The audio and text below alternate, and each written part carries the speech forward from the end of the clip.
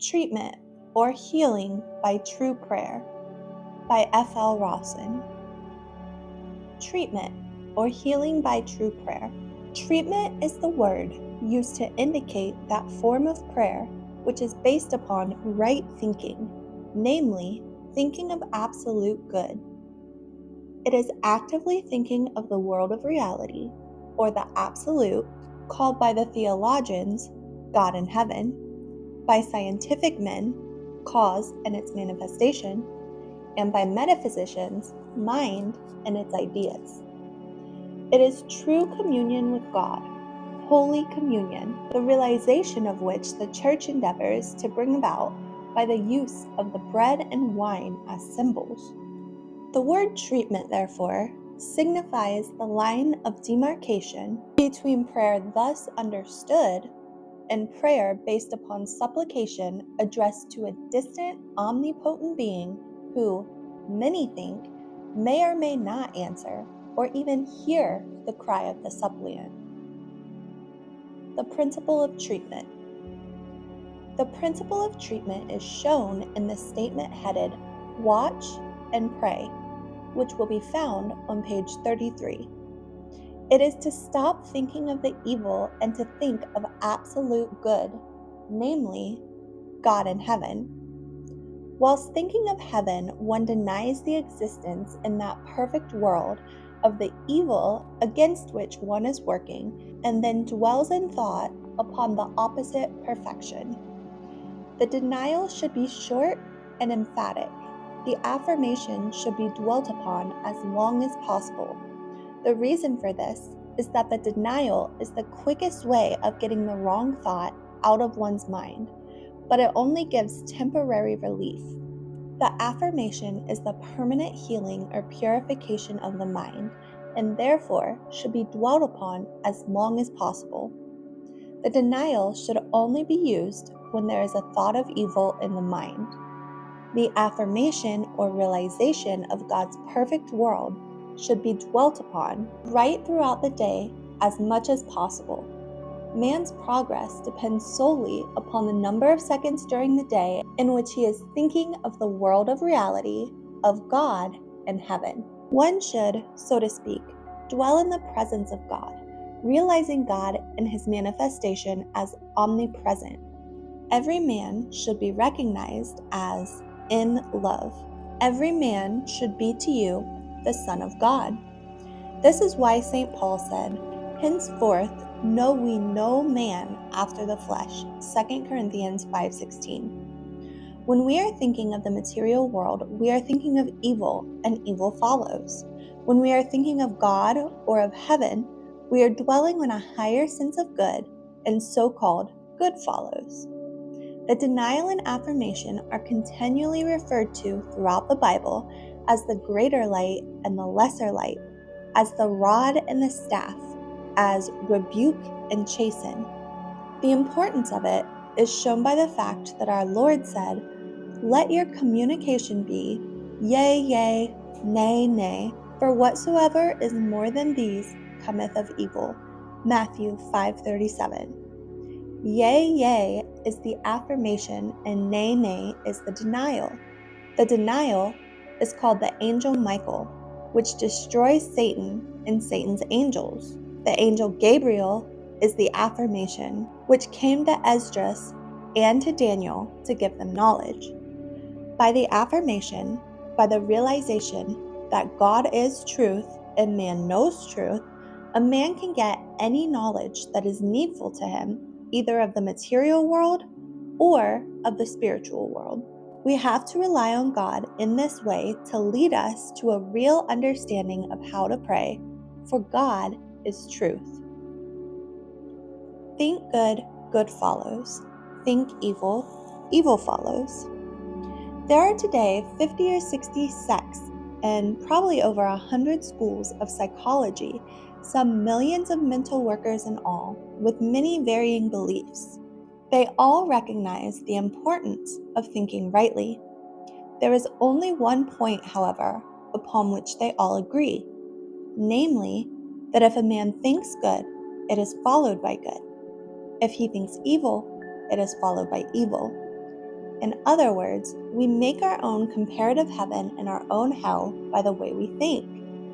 Heaven is a perfect state of consciousness. The only power that evil has is the power we give it in our own so-called mind by recognizing it, recognizing it. If you stop thinking of the evil, that is the end of the evil.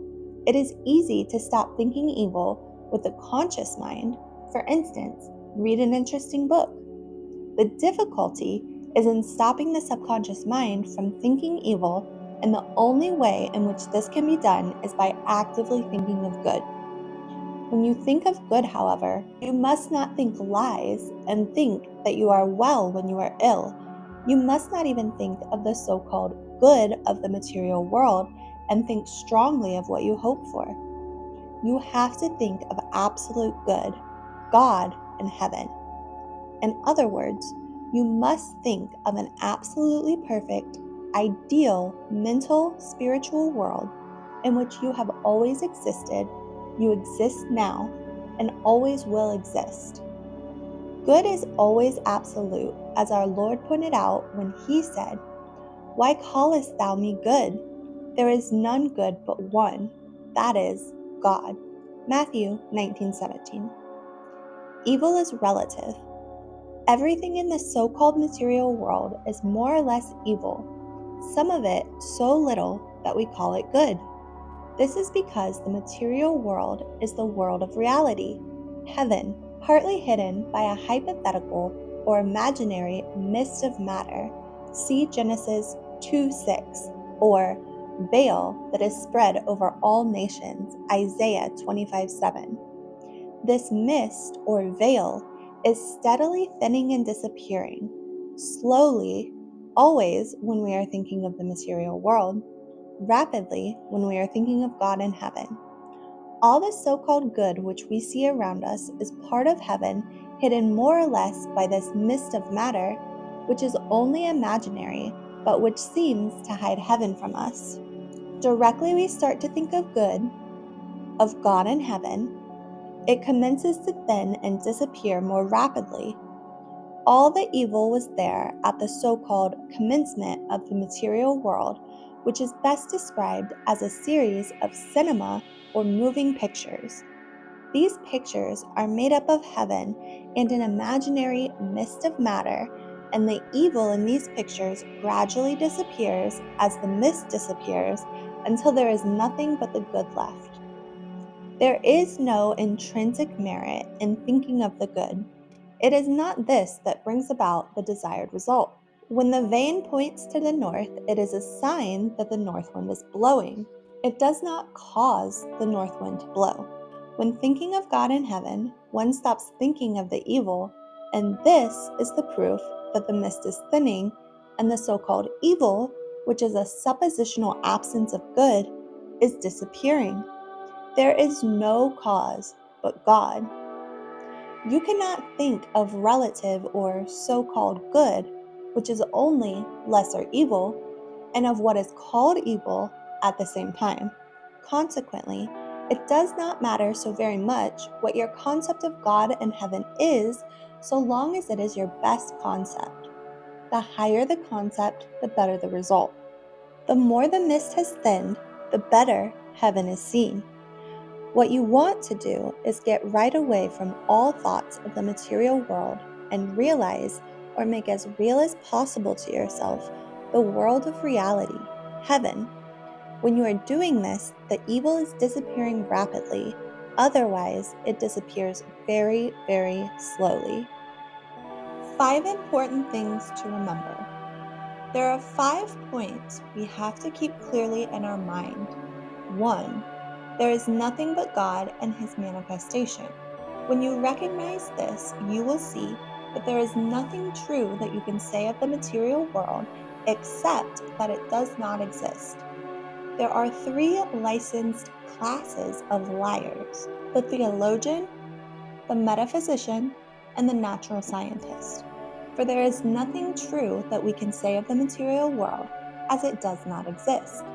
We can, however, say what is correct or accurate, that is, as true as anything can be, about a material world that has no reality about it. 2. Whilst the so-called material world is not real, we have to recognize and deal with the illusion so as to get rid of the troubles that come in its train. And there is nothing even correct or accurate we can say of the so-called material world unless it agrees with the following statement. Nothing of any kind or description takes place in the so-called material world except the apparent thinning and disappearance of the imaginary mist of matter which seems to hide heaven from us. You will see in this statement that there is no existence or reality of any kind or description given to the so-called material world or anything connected with it. 3. We have now an absolute standard of good, namely God and heaven. We therefore can always tell which of two things is the right thing to do. It is the one most like the world of reality. 4. We must, as far as possible, give up doing things materially and do everything by treatment. We have never before been able to understand what Lao Tse meant when he said, "You can do all things by doing nothing." But St. Paul meant the same thing when he said, "I can do all things through Christ, which strengtheneth me." Philippians 4:13. This means that there is not a single thing that cannot be done. In fact, be done better by doing nothing materially and treating. Trying to do things materially is, as a rule, the intensification of the very thoughts that would disappear when the treatment takes place. 5. Finally, we have to do everything that our fellow man wants after having got rid of fear by treatment. When one is afraid that doing what another wants will bring difficulties, it means that there is trouble ahead. When treatment takes place and the fear disappears, it means that the trouble in the cinema pictures of the future, the cause of the fear, has disappeared. And then it will be found that the best thing to do is always the thing that our fellow man wants, and not the thing that we think is the best to be done. The nature of God. If, in order to get rid of trouble, you have to think of God, then it is necessary to know something of what God is. If we try to discover from the Bible what God is, we find ourselves in difficulties because the Bible contains the evolution of man's knowledge of God. It commences with the idea of a God who is tyrannical, Genesis 3:15, remorseful, Genesis 6:6, changeable, Genesis 6:7, jealous, Exodus 25, and ends with the God which is all in all, the God who is Alpha and Omega, the beginning and the end, the first and the last, Revelation 22:13. When you consider the true name or nature of God and His Christ, the true idea of God, you have to recognize that there are three ways of looking at life: the religious, the metaphysical, and that of natural science.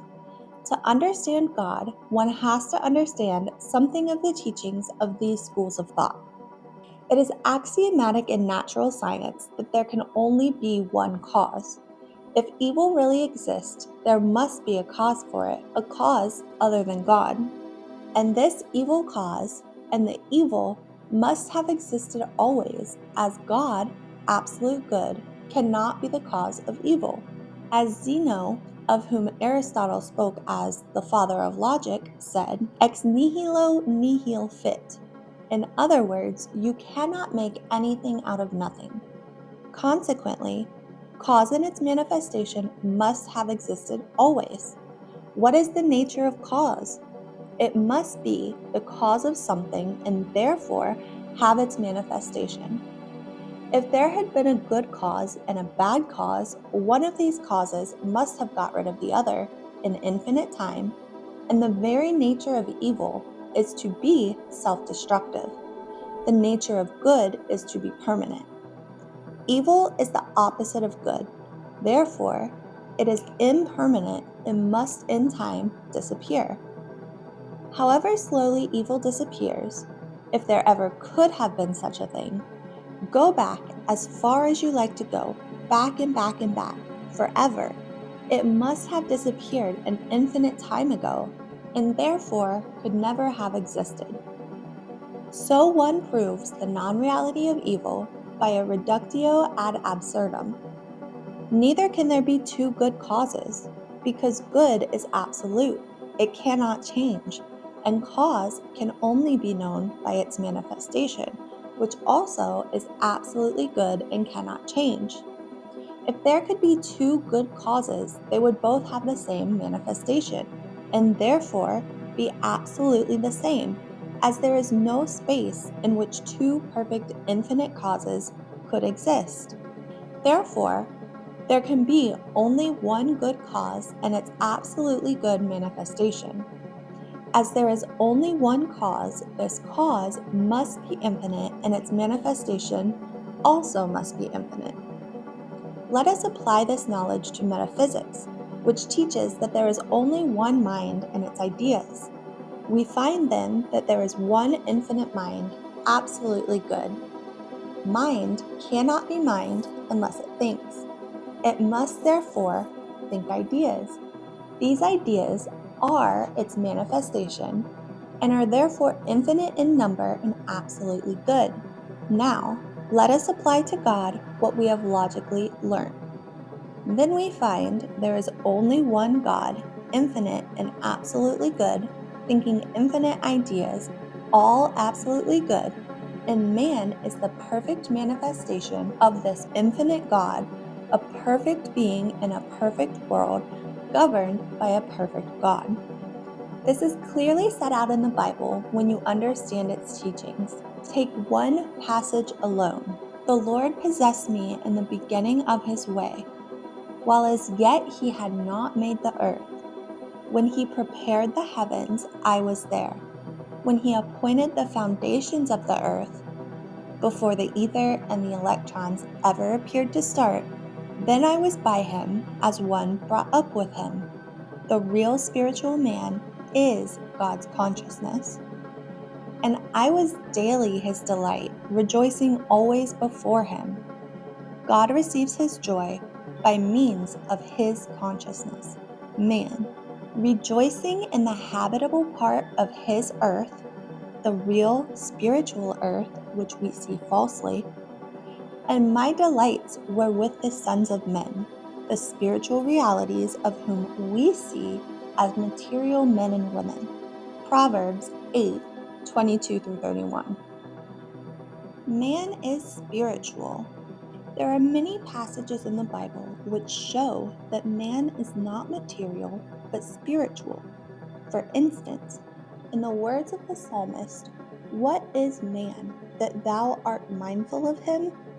Thou hast made him but little lower than God, and crownest him with glory and honor. Thou madest him to have dominion over the works of thy hands." Psalms 8 RV. In other words, we are, each of us, partakers of the divine nature, 2 Peter 1:4, having dominion by true prayer over every form of evil. Now are we the sons of God, 1 John 3:2, in Christ, Romans 12:5, hid with Christ in God, Colossians 3:3. The Christ is the highest possible thing next to God without being God. The Christ is the true idea of God and his manifestation, the true idea of all that is, namely, the true idea of all that is permanent.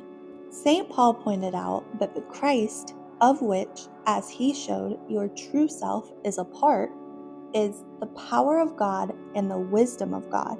1 Corinthians 1:24. St. Paul also said, "Now ye are the body of Christ, and members in particular." 1 Corinthians 12:27.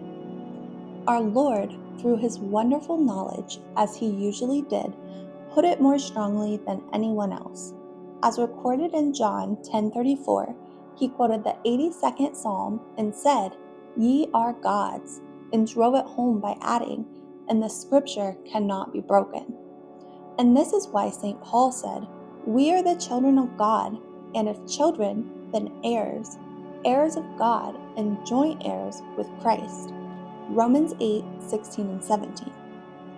In him, God, we live and move and have our being. Acts 17:28. In other words, God created man in his own image. Genesis 1:27. For God created man to be immortal and made him to be an image of his own eternity. Wisdom of Solomon 2:23. Man always has been and always will be a perfect being in a perfect world, governed by a perfect God. Whosoever is born of God doth not commit sin. 1 John 3:9. For ye are all the children of God. Galatians 3:26. Ye are of God. Greater is he that is in you than he that is in the world. 1 John 4:4. This truth is not new. It is from everlasting to everlasting, and it has come shining through the mist of matter into the world whenever there was anyone sufficiently pure and perfect to teach and demonstrate it. Our Lord was the great example, and he gave the knowledge to mankind, proving it in a way in which no one else has ever done. He was continually demonstrating his knowledge of God. One method of treating. In starting a treatment, it is a good thing to think of God in his various aspects of love, life, and truth, of mind, which gives all the mental activity in heaven, soul, which gives all the wonderful wisdom and knowledge that the real man has, spirit, which is the cause of all the goodness, purity, and holiness. Remember that holiness means wholeness or perfection. Substance, which gives permanence to everything in the spiritual world, intelligence, and last but not least, principle, the principle of peace, harmony, joy, activity, energy, and the principle of all law and order, and of the many qualities that are not included in the above 8 main aspects or qualities of God. The realization of God. Then you can think of God as a vast, infinite mind. In that mind is the consciousness by means of which mind thinks. That consciousness is as infinite as the mind. Everywhere the mind is, consciousness is. That consciousness is man specifically, that is to say, all the spiritual beings in heaven. We are all part of that consciousness, by means of which God thinks and knows and speaks and hears and loves and creates and does all. Paul called this consciousness the Christ and spoke of Christ, the power of God and the wisdom of God. 1 Corinthians 1:24. We individualize the Christ. Using this as a part of the treatment gives you a better idea of what man is. Then you can think of the infinite combinations of ideas circulating in that infinite mind being represented or passed on from man to man by the action of God as love. In addition, man groups together God's ideas into glorious combinations. These, seen in a limited way in the material world, we call sonata, poem, literary gem, etc. He then calls your attention to a perfect combination, that is, represents or passes it on to you. You receive it and rejoice in it, and obtain also the joy from perceiving the joy that he has in giving it to you. Then you, in your turn, pass it on to others and obtain the joy from the recognition of the happiness they gain from receiving it. Think of infinity. Next, you can think of the infinite life, infinite love, infinite truth, infinite intelligence, joy, wisdom, beauty, and so on in that perfect world. In treatment, whenever you can put in the word infinite, do so. This gets you away from the limitation of legs and arms and shapes and so on, and broadens your view of God and heaven. Heaven can be mathematically spoken of as a world of 4 dimensions, of which we see only 3. The 4th dimension is infinity, which absorbs the limitations of length, breadth, and height. Heaven is a dimensionless world, there being no space in a truly mental world. Then, having started your treatment in this way, by getting as clear an idea as possible of heaven, the realm of mind, keep dwelling in thought on this perfect world until you have finished treating for yourself or for your patient, as the case may be. Work against the main evils. Before you start to work against the details of the troubles that you want to overcome, it is better to work against the main evils. Working against these main evils and also against the detailed troubles is like using a double-barreled gun, one barrel of which is a smooth bore for shot, the other being rifled for a bullet. Working against the main evils is like a shotgun. It is bound to hit somewhere or other, and to reduce the troubles more or less, although it may not be so effective as working definitely against the various symptoms of the trouble, which is like using the rifled barrel, very effective if you hit the mark. I myself always start by working against universal evil, called mortal mind by the modern schools of mental healing, and it is called the devil in theology, the ether by scientific men. Then, I work against thoughts of materia medica, namely false medical beliefs, for instance, that because you catch measles you are bound to be ill for a certain time, scarlet fever a different length of time, that certain foods produce indigestion, if you get hot and stand in a draft you catch a cold, if you cut an artery you bleed to death, etc., etc. Then I work against fear, which John speaks of in Revelation 21:8 when he writes, "But the fearful and unbelieving, and the abominable, and murderers, and whoremongers, and sorcerers, and idolaters, and all liars shall have their part in the lake which burneth with fire and brimstone, which is the second death." Fear can be utilized.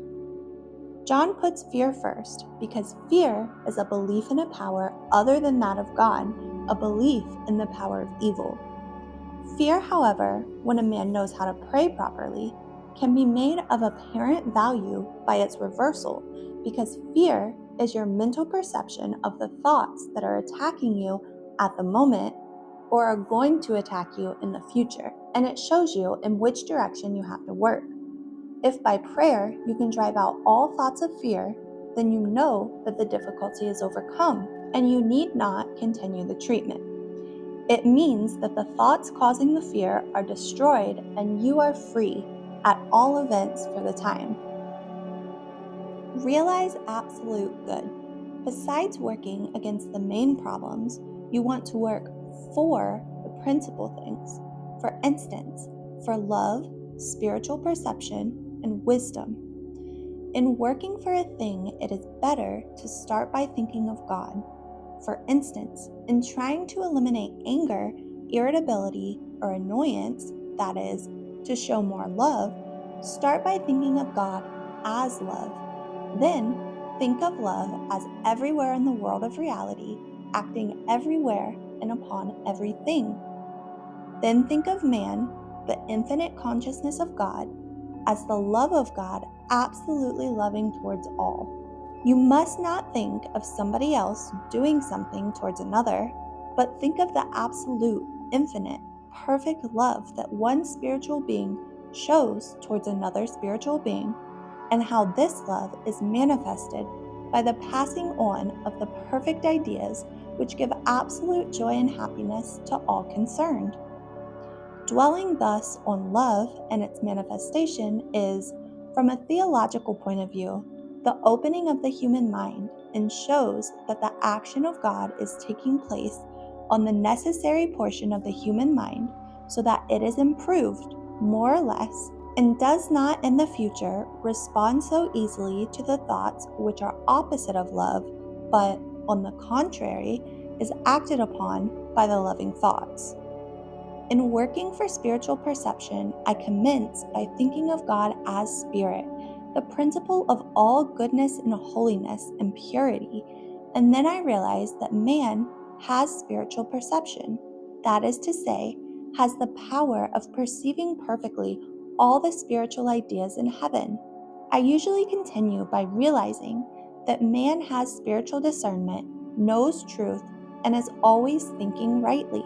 The realization of this results in the improvement of the material man's so-called mind in these respects, so that he is seen as understanding spiritual things better. In other words, the mist thins and we see God's man more as he is. There is less of matter. In working for wisdom, I realize that God is the principle of all wisdom, and therefore man reflects divine wisdom, intelligence, and knowledge, and knows instantly everything he needs. After working against the general things, I then take up the specific troubles. The words of Jesus, "If any man will come after me, let him deny himself and take up his cross daily and follow me," Luke 9:23, mean that we have to deny that we are material and daily take up and work against our crosses or difficulties in following him, namely, thinking of God and of heaven all the time. While thinking of heaven, deny the existence of the first difficulty, one sharp, short, emphatic denial, and then realize as clearly as you can the existence of the opposite in heaven. You should continue realizing this perfection as long as possible.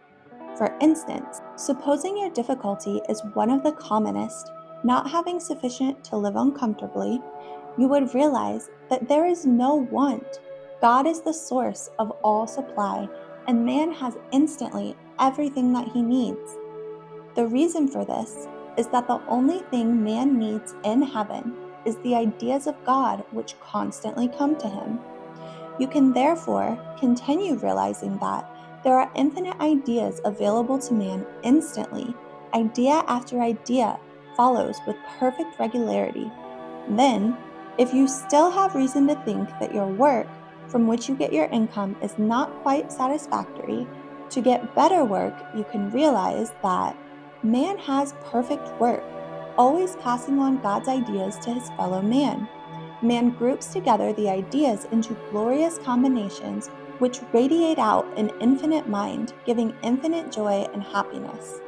You can follow on by realizing that no mortal mind can possibly stop this perfect action, for there is only one mind, God. God, infinite good, is the only actor, the only power, and the only ruler governing all. Work against specific troubles. In working against specific troubles, say, for instance, working against a headache, if you know what the apparent cause of the headache is, it will go more quickly by denying the existence of its apparent cause. The commonest apparent cause is poisoning of the blood, but it may be caused by a fall. It may be through want of circulation of the blood. It may be that it comes from indigestion. In fact, there may be many different apparent causes of a headache. Sometimes with this trouble, the bones, ligaments, muscles, especially the spinal vertebrae, show more or less abnormality. This should be worked against. Sometimes, also with the trouble, comes the eating of improper food, the apparent results of which can be demonstrated over, but the healing will be quicker if one realizes that man never eats improper food. His food is the ideas of God which unfold to him. These he assimilates, digests, and understands, and groups together into perfect combinations which radiate out an infinite mind, and feed man, and nourish man, and give man his increase. Recent medical discoveries have shown the importance of purity of blood and purity of lymph. In every case where there is a possibility of impurity in these, I work against it and also for their perfect circulation. Germs also should be worked against in every general treatment, as their apparent action is directly or indirectly found in nearly all diseases, even in the case of a fracture. Medical records show that heredity, age, climate, occupation, habits, color, and religion have an apparent action on the individual's liability to certain diseases. This is not the case, but the two go together in the pictures which constitute the material world, and a quicker result is often obtained if one works against these and against the apparent mental difficulties that often go with the so-called disease. Medical diagnosis. A medical diagnosis often enables the practitioner to use what I have spoken of as his rifled barrel with more effect. That is to say, in treatment, to take up the specific difficulty that appears to be the cause of the trouble. The medical man cannot possibly do any harm to the patient.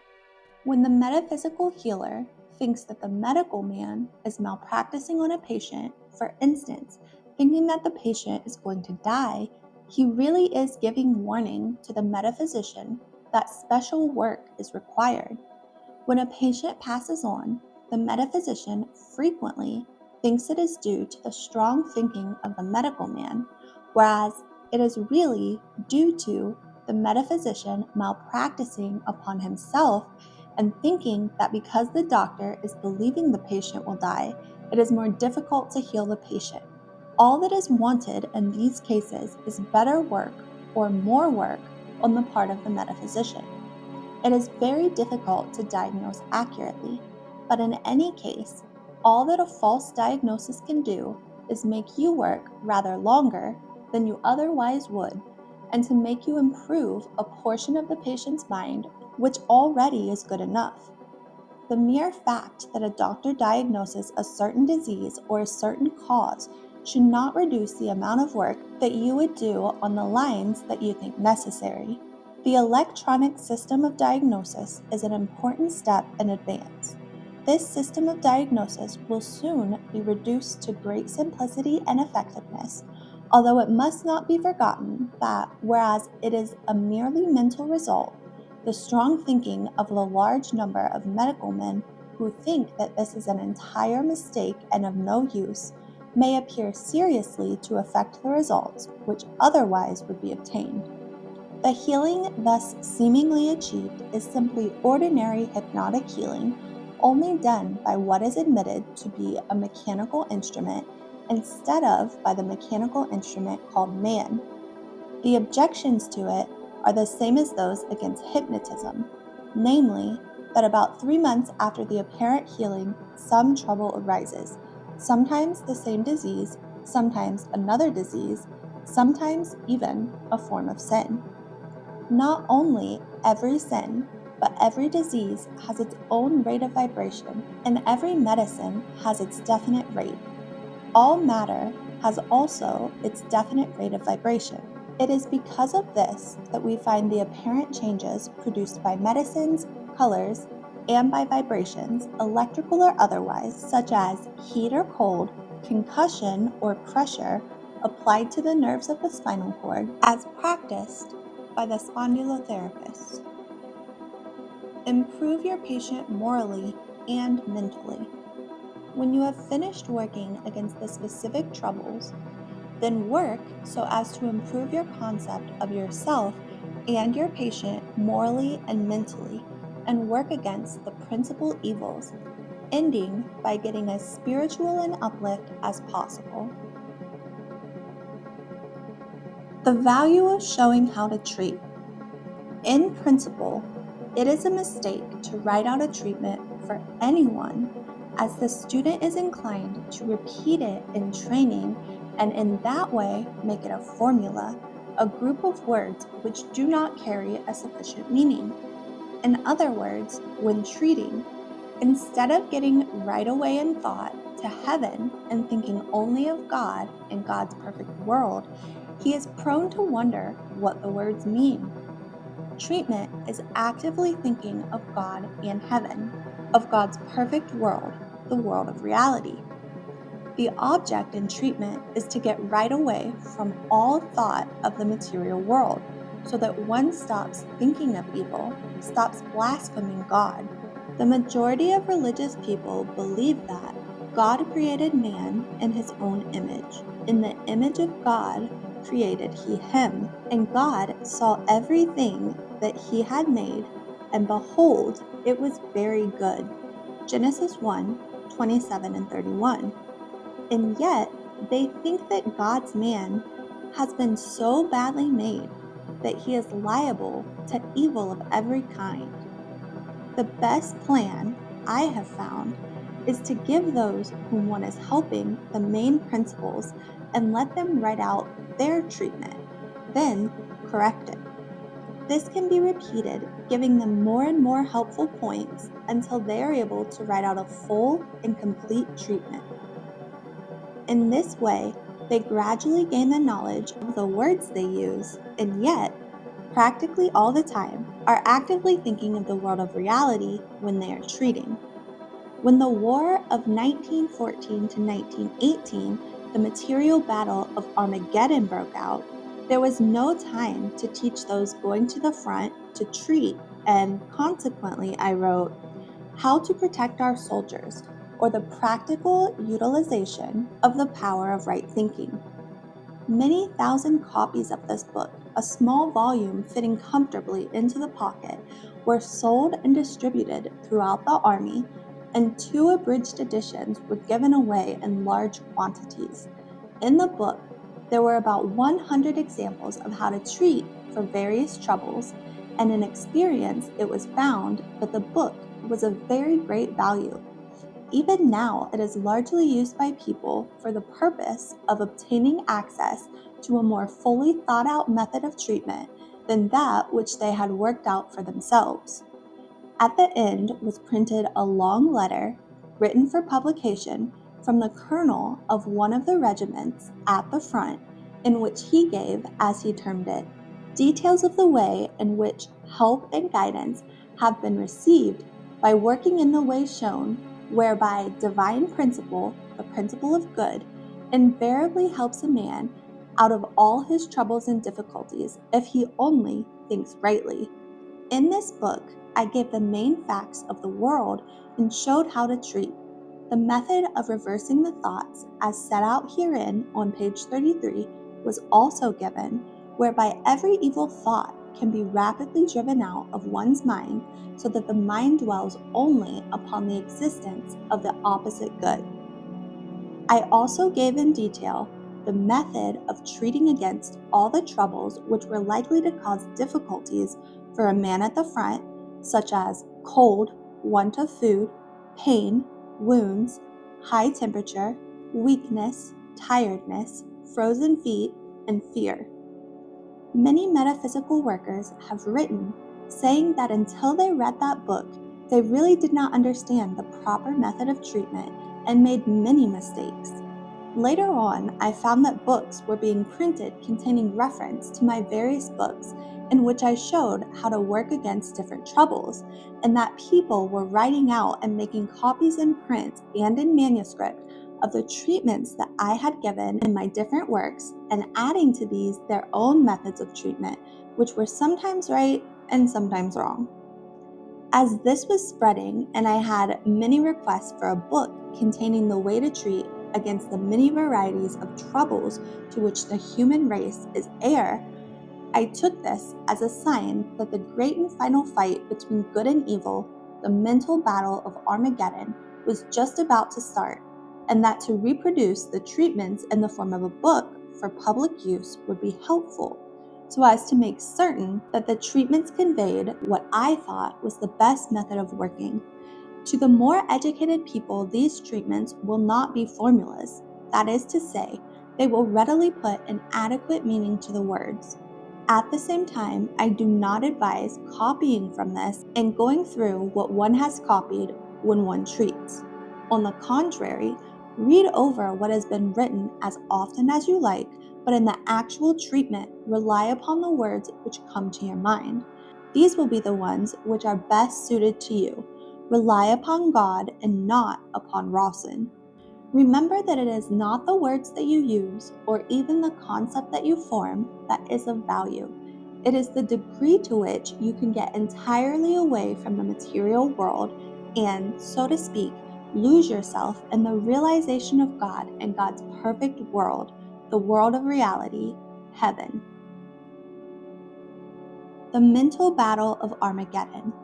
See Publisher's Note, page 32.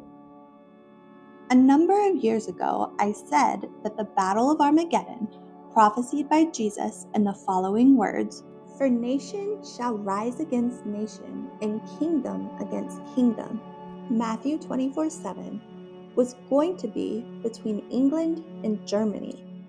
I ought to have said the English-speaking races and Germany, as the word used in the Bible is Israel, which includes Great Britain and America, as it means the lost 10 tribes.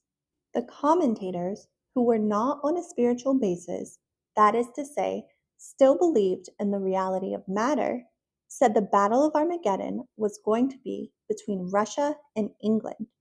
Now they say that the Great War was not the Battle of Armageddon, but that a far worse war is about to take place between Great Britain and America on the one hand, and all the continental nations on the other, headed by Russia. They fail to see that the battle they say is about to take place, but which has already started, is the mental battle of Armageddon. This final war is to be between Great Britain and America on the one hand, and Russia and the other nations on the other hand, in the form of the thoughts of evil, attacking especially the continental nations, and they intensifying these thoughts, making it very difficult for such thoughts to be destroyed. This Paul referred to when he said, "We wrestle not against flesh and blood, but against principalities, against powers, against the rulers of the darkness of this world, against spiritual wickedness in high places." It was of this fight he spoke when he said, "Wherefore take unto you the whole armor of God, that ye may be able to withstand in the evil day, and having done all, to stand. Praying always with all prayer and supplication in the Spirit." Ephesians 6:12, 13, and 18. The same state of affairs in the mental battle has taken place as took place in the material battle in 1914. There is no time to thoroughly teach the workers, those fighting against evil, the use of what Paul, in the description of the fight above mentioned, calls the sword of the Spirit, which is the Word of God. Ephesians 6:17. This is the denial of the existence of evil in heaven and the affirmation of the existence of good, the opposite to the evil thoughts, as set out on page 33 under the words watch and pray. These workers are described in the Bible as the servants of our God, Revelation 7:3, redeemed from the earth, Revelation 14:3, and in numerous places the elect. Whilst, as in the case of the material battle, some, by merely taking the words herein shown and reading them, may not obtain as much value from them as if they had gradually thought them out for themselves, there will be many thousands who will be able to work against the troubles in a way that they could not possibly have done unless they had shown to them the way of working against the particular troubles as herein set out. The best method is not to read from this book when giving a treatment, that is to say, when actively thinking of God and of heaven, but to read over the example given, relying upon the action of God to bring the words to you, which best enable you, when treating, to get right away from all the thoughts of the material troubles against which you are working. Correcting treatments. Formulas, a mistake. In the early days of metaphysical healing, the better educated people would not take the trouble to investigate the subject, and, as exemplified in the life of Jesus, it was amongst the lower classes that the truth spread more rapidly. It was found that if a man of the lower classes was shown a method of working, he was apt to make it a formula, namely, he did not understand what was said, and it became a group of words which did not convey an adequate meaning. Consequently, in the early days of metaphysical healing, each person was usually left to work out a method of treatment from the standpoint of personal understanding. When he did this, the words he used had a definite meaning to him, and he did not have to try to think out what the writer of the words meant. Consequently, in teaching, it is better to get the student to write out the way in which he treats and then to correct it and give him additional points as to the improvement of the treatment. The main point in treating is to gain a better sense of the perfection of the world of reality and of man's unity with God. When a thorough understanding of my method of treatment is gained, then and only then is it possible to discriminate between it and other ways of working, and, as St. Paul says, by careful study, to prove all things, hold fast that which is good. 1 Thessalonians 5:1. Let God lead. It is a mistake to write out much for a student or patient. Let God teach, not man. There is no harm, however, when a man appears to have a great deal of evil to work against, to show him how to treat just for the main troubles, so that he should start as soon as possible working properly for himself. Even in that case, it is better to let him write out his method of treatment and then to correct it and return it to him with additional points. The letter killeth, but the Spirit giveth life. 2 Corinthians 3:6. However correct a treatment may be in the wording, one has to get the realization, namely, to make the statement real to oneself. When ye pray, use not vain repetitions. Matthew 6:7. Mere lip statements of truth are not of much value, but if you keep on making statements of truth, it will gradually lead to the realization, as you cannot continue to make a statement, whether of evil or of good, without thinking it a little. Every time you think it, consciousness becomes a little clearer. Words are intensified thoughts. Let law and order govern. Whilst it does not matter in what order one works against the various troubles, it is just as well to have a regular order and in every treatment to work against the three main evils: mortal mind, false medical beliefs, technically known as thoughts of materia medica, and fear. Then, I usually realize what man is, namely God's consciousness, and realize that he reflects or manifests the main aspects or qualities of God, namely life, truth, love, and wisdom. Treat against the symptoms. Next, you can take all the symptoms of the troubles, denying separately their existence in heaven one by one, and following each denial with as full an affirmation as possible of the existence in heaven of the opposite good.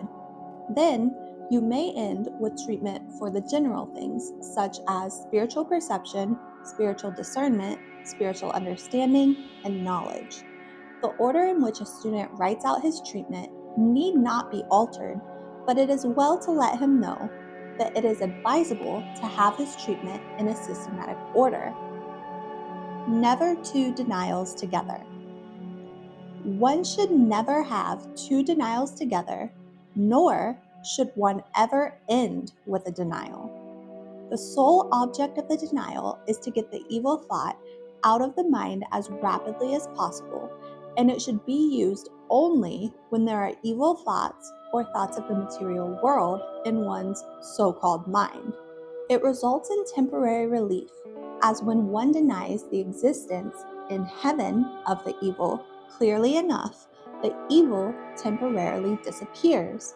The thoughts, which are merely from the natural science point of view, high tension electrical currents, called now radioactivity, short circuit themselves. This is especially important in cases of pain, as one can keep the pain down by means of the denial, until, with the affirmation of the opposite good, the joy, bliss, and happiness in heaven, the so-called mind becomes so purified that no evil thoughts of the kind in question can cause any response, and the patient is free. Dwell on the affirmations. The affirmation should be dwelt upon as long as possible, and therefore should be fairly full. It is the permanent purification of the human mind. The fuller and clearer it is, the better one gets away from all thoughts of the material world, and the higher one is able to climb in the search after truth. Work against the main evils. Each time a treatment is corrected, the number of the main evils which the student can work against in every treatment should be increased by calling his attention to one or two more of them. The affirmations should not be given. These should be left to the student to add. The principal evils to be worked against are mental malpractice, aggressive mental suggestion, hypnotism, mental assassination, animal magnetism, and malice against truth. Sometimes such things as erroneous theology, planetary influence, and personality have to be worked against, but only where there is a belief that they cause trouble. Never think of the material except to deny its existence.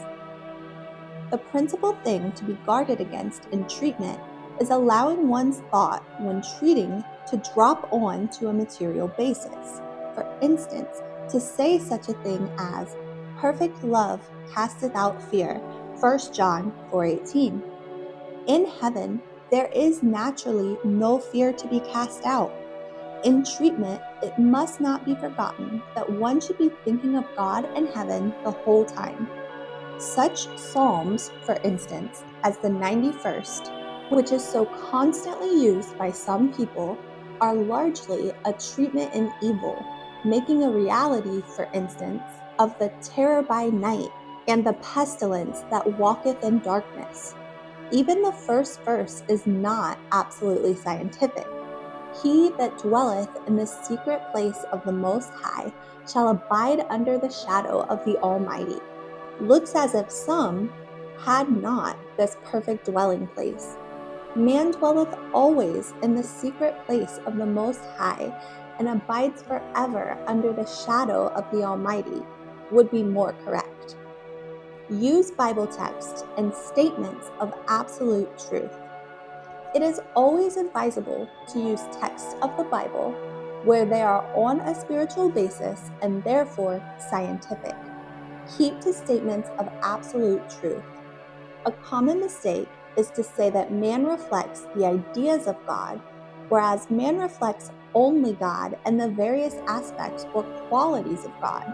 It is better not to have the same affirmation for different denials, nor to repeat a given idea too much. Love is often taken as an affirmation for many things, where different affirmations would be better. The mind should be as active as possible, as, in this way, it gets away better from the thought of the material world and is actively thinking of the world of reality. Capitalization and punctuation of importance. The capitalization and punctuation should be correct. It is by proper capitalization that we give the different synonyms of God their proper place so that a more correct understanding is obtained. For instance, you can speak of the love of love with a capital L, meaning the spiritual man. Our knowledge of God will grow in proportion to our understanding until we can say with some realization of its true meaning the words, "Hallowed be thy name," Matthew 6:9. The use or absence of the capitals sets the beginner trying to find out what the reason for this is, and from this sincere seeking, finding must follow. Seek, and ye shall find. Knock, and it shall be opened unto you. Matthew 7:7. There are very few words that have to be capitalized. The 7 main aspects of God: life, truth, love, mind, soul, spirit, and principle, and a few adjectives such as Almighty God, Supreme Being, and Divine Being have capitals when so used. Mental activity of importance. In treatment, there should be as much mental activity as possible. Contemplation and meditation, whilst better than nothing, are not the highest form of treatment. Treatment is actively thinking of God and heaven. The greater the activity, the better the result, because one is then more like the spiritual man who is always actively thinking of God and heaven, the world of reality. We have now the standard for good, namely God and heaven, by which we can tell which of two evils is the lesser one. In the material world, it is always a question of which is the lesser of two evils. When helping anyone, an uplifting thought should be given. For instance, it might be pointed out that the human mind can never get worse. It is always improving slowly. When one treats, it means that the imaginary mist of matter is thinning in front of the spiritual man, and he is seen more clearly. Attention may be drawn to the fact that when he affirms, his mind is permanently improved right up to the end of the so-called material world, and that after treatment, things are always better in the future than they would otherwise have been. One might also state, if he is advanced enough, that when we treat, we are not helping a patient nor ourselves. It is a sign that the mist of matter is thinning in front of ourselves and in front of the patient, and an infallible sign, so that we need not have any feeling of responsibility or anxiety, but just do our best and leave the results to God. Do not use willpower, rely on God. When one cannot treat, one should not try to force oneself to treat. This is a form of willpower using the human mind and is harmful. If one cannot treat, one should rest in the Lord and wait patiently for him. Psalms 37:7. That is, think of some simple thought. For instance, think of the peace or harmony in heaven. This shows that the imaginary mist of matter hiding the spiritual reality of the practitioner is somewhat thinning.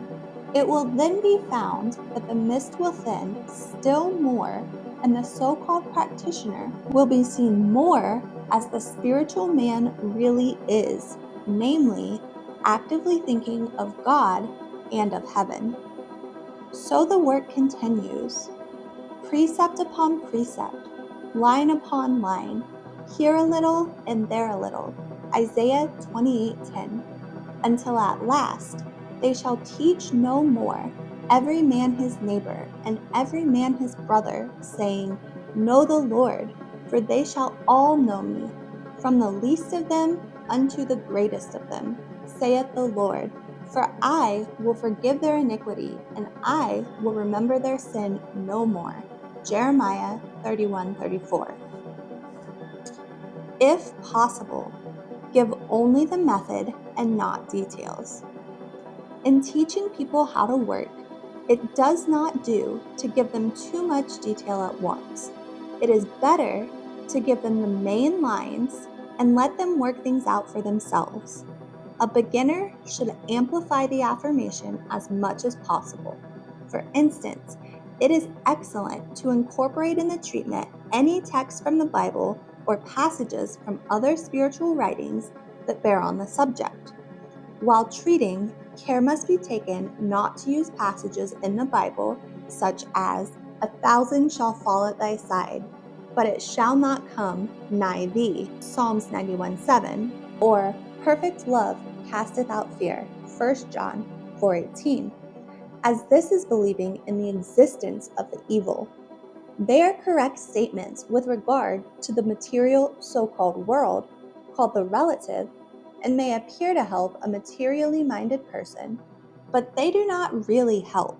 and they certainly do not help those relying upon their realization of God for help. No statements should be used that are not true of the world of reality, heaven.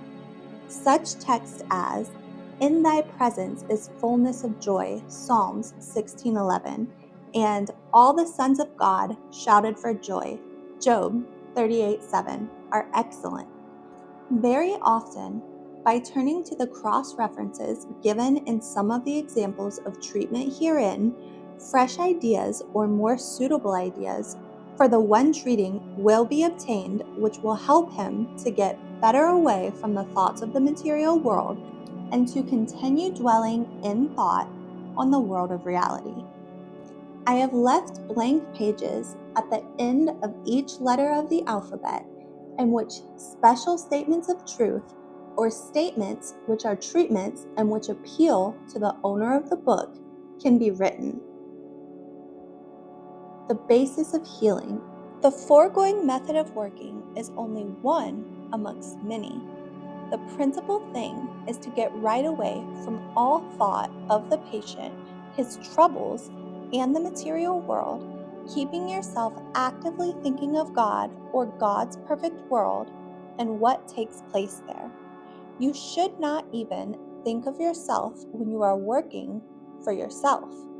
This active, conscious communion with God is Emmanuel, which being interpreted is God with us, Matthew 1:23. The mere detail of the words, or indeed the detail of what you think, is not of so much importance. The whole object in treatment is to get right away from the material world so that you are actively thinking of God and heaven.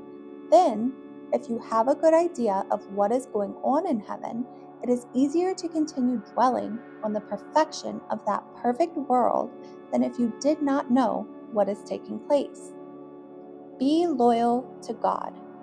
When you treat, you do not do anything.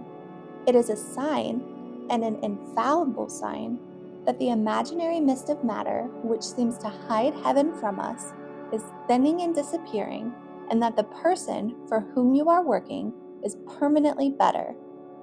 When you treat, you should not treat to obtain results, as you then are believing in the evil. You should treat to be loyal to God, to give evil no power whatsoever in your mind. You must not even be grateful for a demonstration, as this is blaspheming, believing that God created man in his own image, in the image of God, Genesis 1:27, but made him so badly that trouble took place, and then you are grateful because God, having made man badly, put him right. The only legitimate thing to be grateful for is that God exists and that you are part of his infinite consciousness with all the benefits arising therefrom. This is the teaching of the following verse. Notwithstanding in this, rejoice not that the spirits are subject unto you, but rather rejoice because your names are written in heaven. Luke 10:20. Publisher's note. Treatment for the general good. When F.L. Rawson launched the periodical Active Service in 1916 and founded the Society for Spreading the Knowledge of True Prayer in 1917, he was aware of further thoughtful work to be done in which divinely scientific thinking would play a vital part. On pages 23 to 24 herein, he refers to this under the heading, The Mental Battle of Armageddon, commenting upon various prophecies in regard to it. In the light of progress in understanding humanity, thought as encompassed by the divinity of Christ, the spiritual and mental focus becomes clearer. Thinking men and women are accordingly awakening to the freedom which, in knowing the truth as laid down in John 8:31 and 32, unfolds in orderly, balanced, divinely governed ways.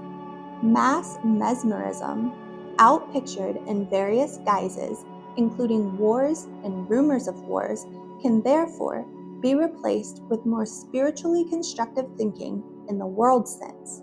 This must be found to be so in proportion to the understanding of God as the one mind, absolute good, comes more and more into its own, and the vital import of man's scientific relationship to God is developingly awakened to and acted upon in and through right thinking and true prayer.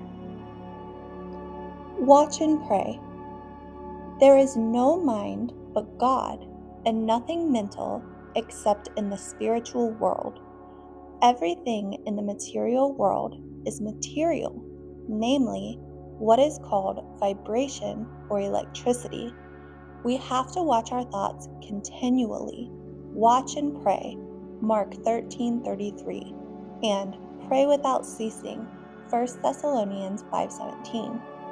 This means that directly we think a wrong thought, that is, even any thought that is not harmonious, we have to drive it out of our mind and cease thinking of things material, raising the level of our thoughts until we are thinking only of God and things spiritual, that is, truly mental. One method of doing this is to group our thoughts under 3 headings. First, turn in thought to God and heaven. This is absolutely essential. It does not matter much what your concept is, provided it is your best idea of the glorious world called heaven. Second, deny the existence in heaven of the wrong thing thought of, seen, or felt. When, for instance, you see an angry man or feel angry, realize, after first thinking of heaven, that there is no such thing as anger in the spiritual kingdom, the kingdom of harmony, the one reality. This is called the denial, or Angel Michael, which, as the Bible shows us, destroys Satan, alias the imaginary mist of matter which appears to hide heaven from us, and Satan's angels, namely, the evil thoughts which tempt us to believe in a power other than that of God. See Revelation 12:7-9. Third, realize the existence of the opposite. For instance, in the case of anger, while still thinking of heaven, realize that in that perfect world, the world of reality, all is peace and love. Think of God as love and the spiritual man as absolutely loving. Dwell on this realization and get it as clear as possible. This is called the affirmation or Angel Gabriel. If there is then time, it is advisable to group one's thoughts under 2 more headings. Fourth, realize why this is so, namely, because God, the principle of good, rules and governs all, as there is nothing but God and his manifestation in the spiritual kingdom, the world of reality called heaven. Fifth, try to form as clear an idea as you can of God and his manifestation, heaven, thinking of infinite love, life, wisdom, joy, and beauty in that perfect world. Reversing our thoughts in this way all day long is prayer without ceasing, and leading us continually to abide in the secret place of the Most High. Psalms 91:1. It also teaches us clearly and perpetually to recognize that all sin, disease, worry, limitations, etc., being, to put it briefly, wrong thinking, are non-realities, i.e., have no permanence about them. It enables us also to realize the truth, namely, that God and his manifestation are spiritual and perfect, all in all, omnipresent. Do not take this as a hard and fast rule for working. Let God teach you the way to work, not man. Capacities and powers of man spiritually understood. Let it be quite understood that to heal well, it is not necessary to have this knowledge. But the greater the knowledge of the world of reality, and the more accurate the knowledge of its details, the easier it is to heal. In any case, this tends to greater activity of thought and a better elimination of thoughts of materiality. As material knowledge diminishes and spiritual understanding increases, real objects will be apprehended mentally instead of materially. Science and Health, page 96, Mary Baker Eddy. As the material world is the exact opposite of the spiritual, the highest things in heaven are the realities of the lowest in the material world. The highest thing that a man can do in heaven is to group the ideas of God together into new combinations and pass them on to his fellow man. This appears materially, or in counterfeit, as food passing through the system. As there are two kinds of blood, the bright, clean, arterial blood, as it passes from the heart to the extremities, and the venal blood, which comes back, bringing the impurities with it. So these are the counterfeits of two kinds of joy. The spiritual reality of the former being the joy that we receive when we are past a beautiful idea, and the latter, the more unselfish joy that we receive as we pass it on to our fellow man. First, with regard to the human being, all the parts of the human head are the counterfeit of the spiritual capacity that man has, the capacity to know things, the Christ capacity. The actual doing or knowing, as distinguished from the capacity to know, is done with the spiritual reality of the parts of the body. This is evidenced in the material man. For instance, a man does not see with his material eyes or hear with his material ears. Sight and hearing are the result of vibration along these lines of the ether direct to the human mind. A man can see and hear just as well when his so-called mind has temporarily left the body. I was once asked to explain the 11th chapter of 1 Corinthians. Treating for knowledge, I explained that it had to be taken spiritually, and among other things stated that when Paul said in the 3rd verse, "The head of every man is Christ," he meant that Christ was man's capacity to know God. The following will now be more easily understood. Head or capacity. Head, the capacity to know God.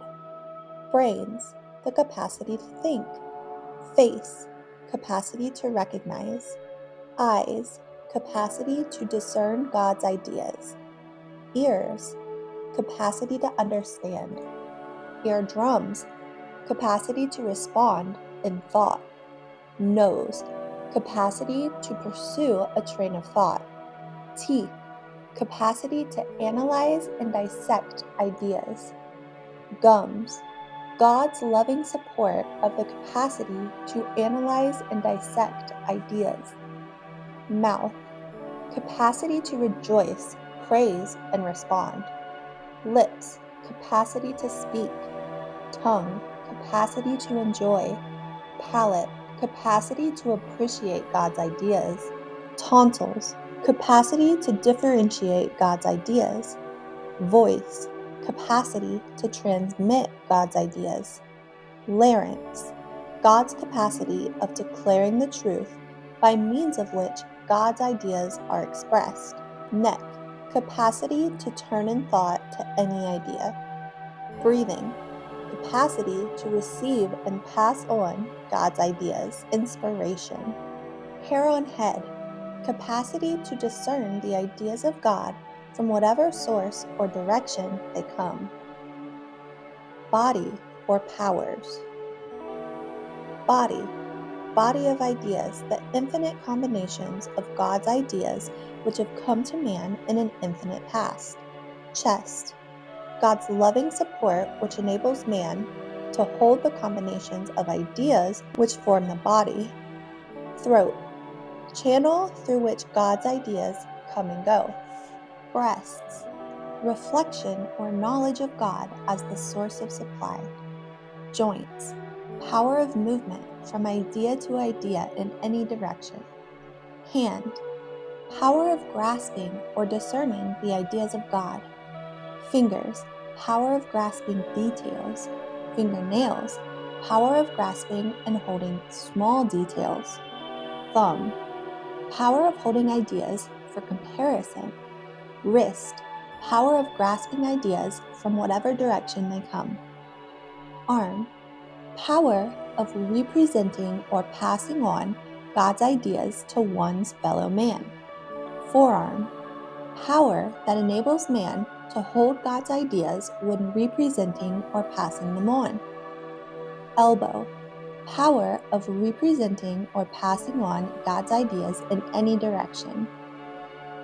Shoulder, God's loving support which enables man to represent, pass on God's ideas. Shoulder blade, power of God's loving support, reflecting God as substance. Leg, power of moving from idea to idea. Hip, power of rising in thought, God's loving support that enables man to move from idea to idea. Thigh, the loving support of God which enables man to move from idea to idea. Knee, power of moving instantly from idea to idea. Ankle, power of moving from one idea to another clearly and easily. Foot, power of continuing to grasp God's ideas. Heel, the first grip of an idea. Toes, power of continuing to grasp details. Toenails, power of continuing to grasp small details. Internal organs, power of assimilating and digesting the ideas of God. Every quality of God is reflected in the spiritual man and therefore counterfeited in the material man. They appear as the internal organs. The following are the principal points. Lungs, reflection or knowledge of God as life, which enables man to receive the ideas. Liver, reflection or knowledge of God as truth, which enables man to understand the ideas. Heart, reflection or knowledge of God as love, which causes man to pass on the ideas and causes circulation of the joy known as blood. Mind, so called, reflection or knowledge of God as mind, which gives all mental activity. Abdomen, reflection of God as soul, which gives wisdom and knowledge. Kidneys, reflection or knowledge of God as spirit, the aspect or quality of God, which gives purity and holiness. Bladder, power of holding ideas before passing them on. Gallbladder, power of holding ideas. Stomach, reflection or knowledge of God as intelligence, which enables man to hold the ideas and assimilate them. Bowels, channels in consciousness through which God's ideas, when grouped together, pass. Colon, or great bowel, the reflection or knowledge of God as soul, which gives man wisdom and knowledge. Generative organs, reflection or knowledge of God as the Logos, or Word, which is the aspect of God which creates the combinations of ideas. Womb, all encircling and sustaining power of divine love. Ovaries, power of recognizing hitherto unknown spiritual beings. Birth, becoming conscious of a hitherto unknown compound idea or spiritual being. Male, the active quality of man. Female, the permanent quality of man. Bones, reflection or knowledge of God as substance which gives permanence to the ideas. Back, man's strength of moral courage. Backbone, uprightness of character and moral rectitude of man.